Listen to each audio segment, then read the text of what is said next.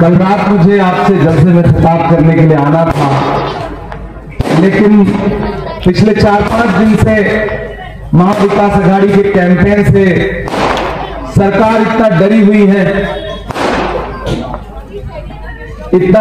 है सरकार कि कभी हेलीकॉप्टर की चेकिंग, कभी हेलीकॉप्टर का परमिशन न देना, कभी झारखंड में राहुल गांधी जी का हेलीकॉप्टर रोक लेना। कल मुझे भी टेक ऑफ करना था, लेकिन पूरे आधे घंटे तक एटीसी का क्लियरेंस नहीं मिला, जिसकी वजह से मैं टेक ऑफ नहीं कर सका और सोलापुर लैंड नहीं कर सका। इसलिए कल शाम न पाने के लिए माफी चाहता हूं। ये पटाखे फोड़ना बंद कर दें दोस्तों। अभी आंखों की शम्में जल रही हैं, प्यार जिंदा है। अभी आंखों की शम्में जल रही हैं, प्यार जिंदा है। अभी मायूस मत होना, अभी बीमार जिंदा है। हजारों जख्म खाकर भी मैं जालिम के मुकाबिल हूं। खुदा का शुक्र है अब तक दिले खुददार जिंदा है। कल शाम मुझे आना था, लेकिन आ नहीं सका। मुझे आज दिन में 5-6 सभाएं लगी हुई थी, तो किसी साथी ने कहा कि अब सोलापुर नहीं चल पा रहे हैं तो मत चलिए, बाकी सभाएं कर लीजिए।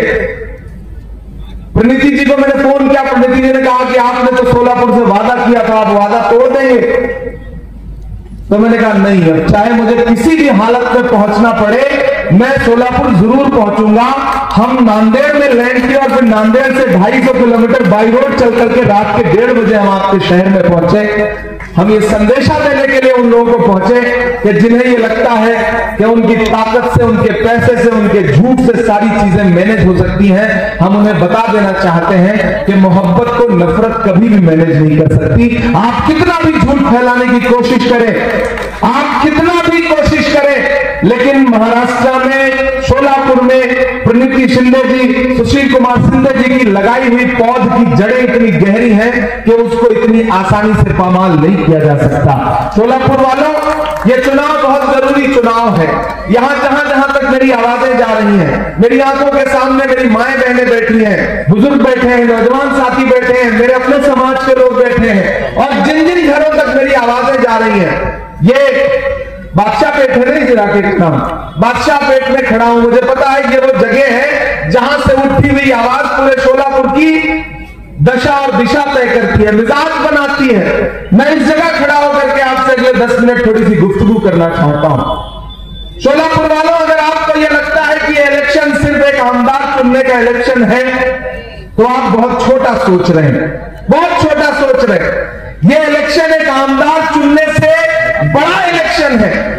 इस इलेक्शन का मतलब है महाराष्ट्र में जो नफरत की एक सरकार चल रही है महायुति की, उस सरकार को उखाड़ फेंकने के लिए इलेक्शन हो रहा है। इसका मकसद बहुत बड़ा है। आप भूल गए क्या भाजपा के नारे 2024 के इलेक्शन में कि हमें बहुमत दो, हम संविधान बदल देंगे। चाहे वो आनंद हेगड़े हो, चाहे वो अरुण गोविल हो, चाहे लल्लू सिंह हो भाजपा के, उनका सिर्फ एक नारा था कि हमें बहुमत दो, हम संविधान बदलेंगे। लेकिन वो तो भला हो भारत की जनता का, भला हो सोलापुर की आवाम का कि आपने 400 पार का नारा लगाने वालों को लाकर के 240 पे ऐसा पटका कि अकेले अपने पैरों पर खड़े नहीं हो पाए, बल्कि उनको 2 बैसाखियां उधार लेनी पड़ी। एक बिहार से, एक आंध्र प्रदेश से, एक नीतीश बाबू, एक चंद्र बाबू। अब ये जो 2 बैसाखियां हैं ना, इसमें जो बिहार वाली बैसाखी है चंद्र बाबू के बजाय नीतीश बाबू वाली, उनको तो नींद में भी चलने की बीमारी है। आने वाले इस महाराष्ट्र के इलेक्शन में अगर कुछ बदलाव हो गया तो क्या पता नीतीश बाबू कब जो है वो दूसरी राह पकड़ ले, और एक भी बैसाखी छिटकी तो दिल्ली वाली सरकार की सांस हटकी। एक बैसाखी हटी कि दिल्ली की सरकार ऐसे धड़ाम से गिरेगी। ऐसे में महाराष्ट्र का इलेक्शन बहुत जरूरी इसलिए है। भाजपा ने, महायुति ने पूरी ताकत झोंक दी है, पैसा झोंक दिया है, सिस्टम झोंक दिया है। क्यों? क्योंकि उनको पता है कि महाराष्ट्र की सरकार बदलते ही दिल्ली में बदलाव की आहट शुरू हो जाएगी। 2025 में बिहार का इलेक्शन है और नीतीश बाबू को भी बैसाखियों की जरूरत है। इसलिए अगर महाराष्ट्र अगर महाविकास आघाड़ी के पक्ष में आता है, यहां महाविकास आघाड़ी की सरकार बनती है, तो फिर दिल्ली की सरकार की उम्र लंबी नहीं रह जाएगी। इसलिए मैं लोगों को समझाते हुए कहना चाहता हूं कि किसी के झांसे में मत आइए, धोखे में मत आइए। यहां लड़ाई सीधे भाजपा और कांग्रेस के बीच में है। अगर बीच में आप वोट तकसीम करते हैं, वोट कहीं और जाकर के देते हैं, तो उसका फायदा सीधे सीधे भाजपा को होगा, सीधे सीधे। और भाजपा यही चाहती है। भाजपा इसीलिए जब अकेले डायरेक्ट लड़ाई में नहीं जीत पाती तो अपने दोस्तों की मदद लेती है। मैं आपसे गुजारिश कर रहा हूं साथियों कि इस इलेक्शन में आपको यह देखना है, यह सोचना है कि आप सरकार का हिस्सा कैसे बन सके। चेतन आपके अपने बीच के हैं, आपके लिए काम करने वाले, आपने इनको पिछले 2 दशक से, 3 दशक से, 20 साल से, 25 साल से देखा है। कॉर्पोरेशन में रहते हुए, संगठन में रहते हुए इन्होंने आपके लिए काम किया। मुझे यहां से बहुत सारे लोगों के फोन आए और उन्होंने कहा इमरान साहब अक़लियतों को नुमाइंदगी नहीं दी गई है, आप वहां चुनाव प्रचार करने आ रहे हैं। प्रणीति जी, मैं आपको ये बात बता रहा हूं, बोले अक़लियतों को नुमाइंदगी नहीं दी गई। मैंने कहा मेरा नाम इमरान प्रतापगढ़ी है, मैं महाराष्ट्र से राज्यसभा का खासदार हूं, मैं भी तो मुसलमान हूं, मैं भी तो आपका ही नुमाइंदा हूं। मेरे जैसे इंसान को, आपके लिए लड़ने वाले इंसान को, आपके लिए बोलने वाले इंसान को राहुल गांधी जी ने एक दिन हाथ पकड़ करके कहा कि इमरान, आप देश की पार्लियामेंट में जाइए, आपकी आवाज को मजबूती की जरूरत है और अपने लोगों के लिए लड़िए, आवाज उठाइए। और आज इसलिए मैं शोलापुर और आया हूं साथियों, मैं प्रणीति ताई का शुक्रिया अदा करने आया हूं कि जब कांग्रेस पार्टी ने मुझे राज्यसभा का टिकट दिया, और शोलापुर वालों आपको पता है किसका टिकट काट के दिया, किसको दूसरी जगह भेज के टिकट दिया? पी चिदंबरम साहब जैसे बहुत बड़े नेता यहां से राज्यसभा के मेंबर हुआ करते थे, उनको तमिलनाडु भेजा और इमरान प्रतापगढ़ी को महाराष्ट्र से राज्यसभा का टिकट दिया। ये भी तो नुमाइंदगी ही है ना। और मैं प्रणीति ताई का शुक्रिया इस बात के लिए अदा करता हूं साथियों कि जब मैं महाराष्ट्र से राज्यसभा का चुनाव लड़ने के लिए आया, तो मैं तो सियासत की दुनिया का आदमी नहीं था, मैं तो शायर हूं। और जब मैं यहां आया तो राज्यसभा का चुनाव हो रहा था। जिस समय राज्यसभा के चुनाव में ये आपके लिए कयादत का नारा लगाने वाले लोग अपना 2 वोट करोड़ों में बेच रहे थे, उस समय प्रणीति ताई ने मेरे साथ खड़े होकर कहा कि इमरान, मैं तुम्हारे साथ खड़ी हूं, तुम चुनाव लड़ो, तुम राज्यसभा के मेंबर आप पार्लियामेंट बन करके जाओगे। बुनियाद में प्रणीति ताई का एक वोट रहेगा। आज अगर मैं देश की राज्यसभा में हूं तो उस बुनियाद में प्रणीति ताई का वोट भी है, इनका सपोर्ट भी है, इनकी ताकत भी है। मैं शुक्रिया अदा करता हूं प्रणीति ताई का। और ये जो बड़ी बड़ी कयादत की बातें करने वाले लोग हैं, ये बताया, पहले ही ट्वीट कर दिया कि इमरान प्रतापगढ़ी को मेरा वोट मिलेगा। खेल कैसे खेलते हैं, झूठ का खेल कैसे खेलते हैं। पैसे लिए किसी और से, नाम बताया कि हम वोट इमरान प्रतापगढ़ी को देंगे। मैं यहां चैलेंज करके ये बात कह रहा हूं कि आए मुझसे डिबेट करने। कांग्रेस पार्टी के 44 एमएलए थे, 44 एमएलए, मुझे 44 एमएलए मिले। तो वो जब 2 वोट आप इमरान प्रतापगढ़ी को देने जा रहे थे, वो किसको दिया है ये शोलापुर की आवाम को बताइए। ये झूठ बोलना बंद करिए, ये झूठा नैरेटिव बंद करिए। सरे मिंबर वो ख्वाबों के महल तामीर करते हैं, इलाजे गम नहीं करते, फकत तकरीर करते हैं। शोलापुर वालों, ये सरकार बनाने का वक्त है, सरकार बनाने में अपनी भागीदारी जताइए। एक आमदार, 2 आमदार अगर सरकार ना होना तो वो डेवलपमेंट का कोई काम नहीं कर सकता, नहीं कर पाते हैं लोग। मैं पूरी जिम्मेदारी से ये बात कह रहा हूं। ऐसे में आप चेतन भाई को जिताइए। चेतन भाई आपके आमदार बन के अपनी सरकार से लड़ेंगे असेंबली में। प्रणीति ताई को आपने खासदार बना करके दिल्ली में भेज दिया है लोकसभा में, ये वहां खड़ी होकर के आपके मुद्दों पर लड़ेंगी।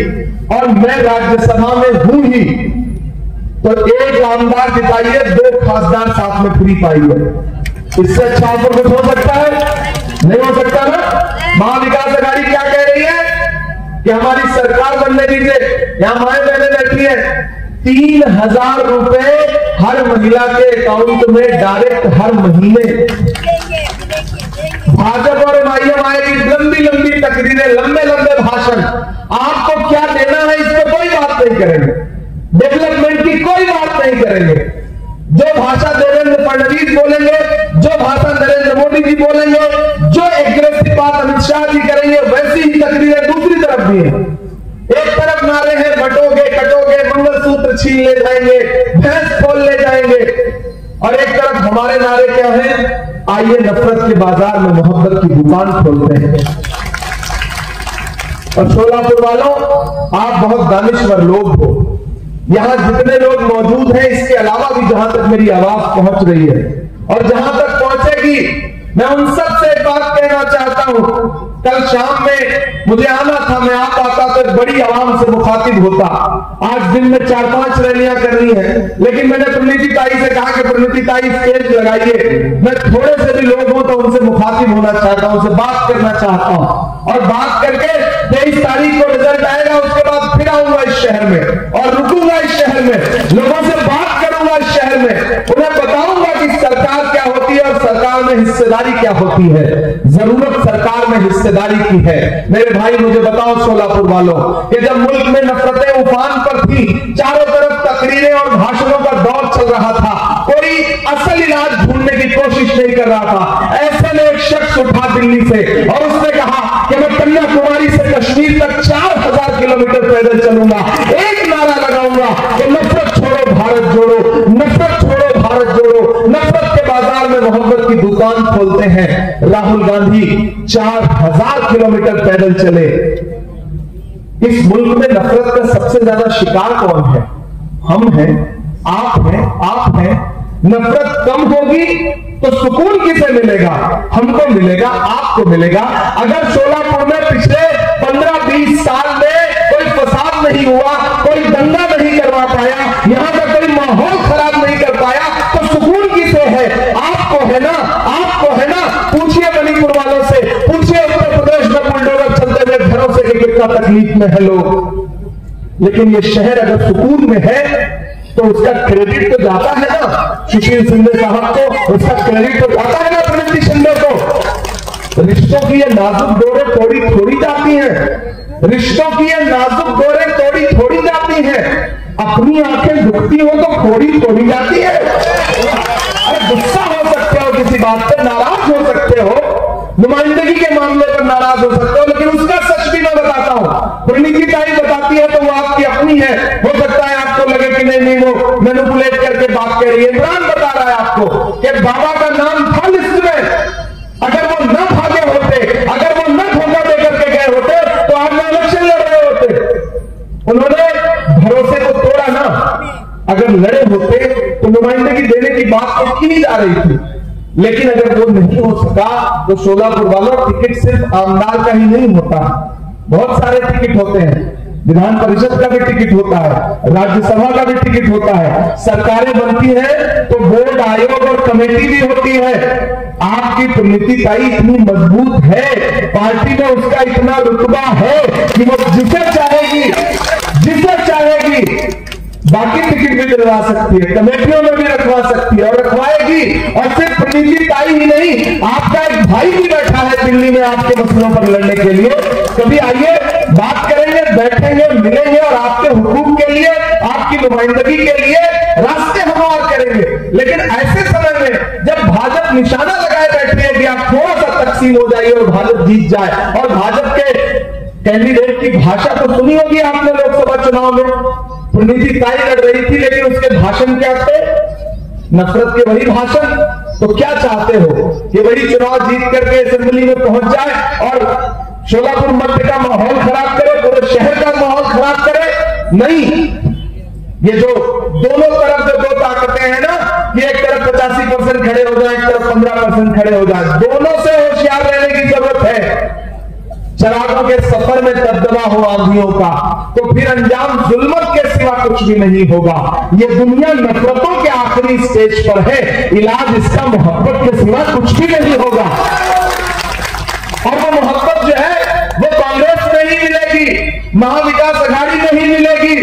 मैं आपसे जो बात कह रहा था ना कि जब राहुल गांधी उठे कन्याकुमारी से कश्मीर तक चले, मैं चला हूं उनके साथ, प्रणीति ताई चली है उनके साथ, आपने वीडियोस देखे होंगे। मैं तो राहुल गांधी के पैर के छाले देखे हैं, मैंने उस आदमी के माथे का बहता हुआ मैं यहां खड़ा होकर के आपसे कहता हूं कि जब मैं राहुल गांधी जी के साथ चलता था, मुझसे मीडिया के साथी कहते थे इमरान साहब आप राहुल गांधी के साथ चलो, प्रणीति जी आपकी खासदार है, ये आपके आमदार बनेंगे, तो डेवलपमेंट के जो काम है उसके लिए जब इनकी निधि कम पड़ेगी तो मैं प्रणीति ताई से भी कहूंगा कि आप भी अपना एक ब्लैंक लेटर पैड इनको दीजिए और मैं भी अपना एक ब्लैंक लेटर पैड निधि का इनको दूंगा कि सोलापुर मध्य के लिए जो भी डेवलपमेंट का काम है, तालीम के लिए, यहाँ के इदारों के लिए, यहाँ सड़कों के लिए, पानी के लिए, बिजली के लिए, जहां भी हमारी निधि की जरूरत पड़ेगी हम चेतन के साथ खड़े मिलेंगे। दाईं तरफ ताई खड़ी मिलेगी, बाईं तरफ ये भाई खड़ा मिलेगा, तो एक से तो तीन भले होते हैं ना। हम तीनों मिलकर के सोलापुर मध्य के लिए, यहाँ के विकास के लिए काम करेंगे, ये हम आपको भरोसा दिलाते हैं। फिर आखिर में बस एक बात कह रहा हूं साथियों, लड़ाई बहुत बड़ी है, लड़ाई सिर्फ आमदार चुनने भर की नहीं है। और एक बात सुनो सोलापुर वालों, सियासत सिर्फ जज्बात का नाम नहीं है, सिर्फ नारे लगाने का नाम नहीं है। सियासत बहुत समझदारी से, बहुत होशियारी से, दिल के साथ साथ दिमाग का इस्तेमाल करके किया जाने वाला अमल है और आने वाली नस्लों के मुस्तकबिल के लिए किया जाने वाला अमल है।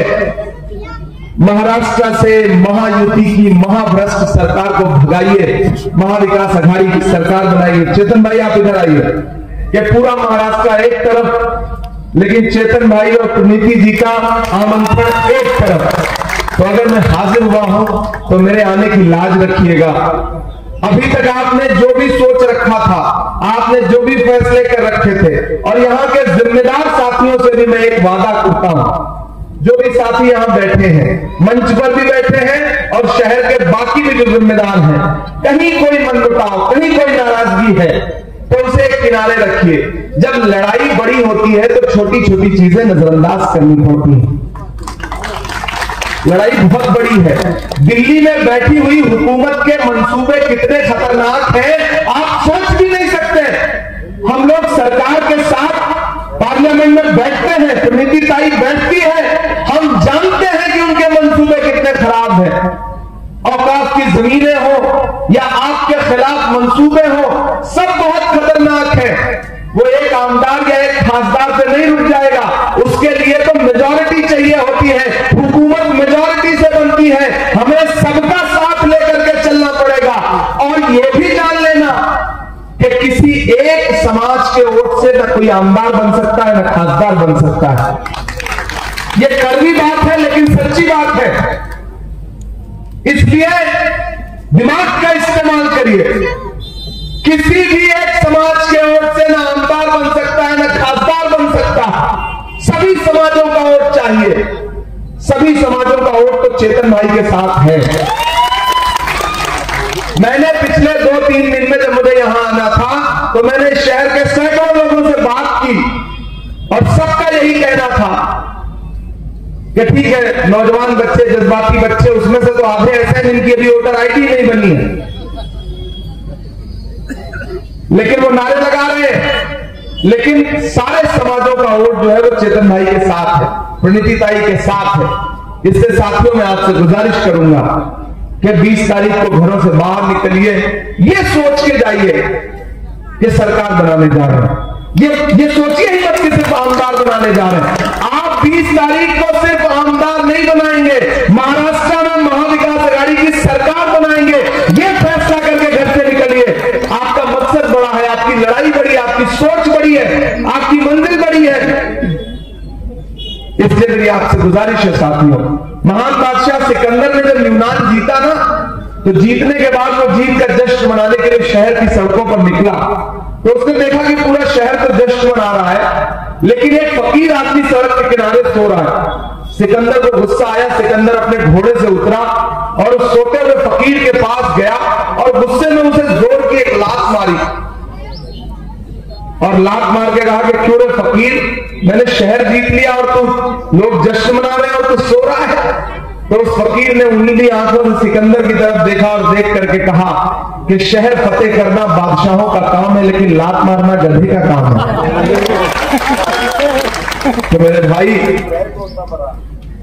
कभी नोटबंदी की लात, कभी जीएसटी की लात, कभी ये बिल की लात, कभी औकाफ बिल की लात, महंगाई की लात।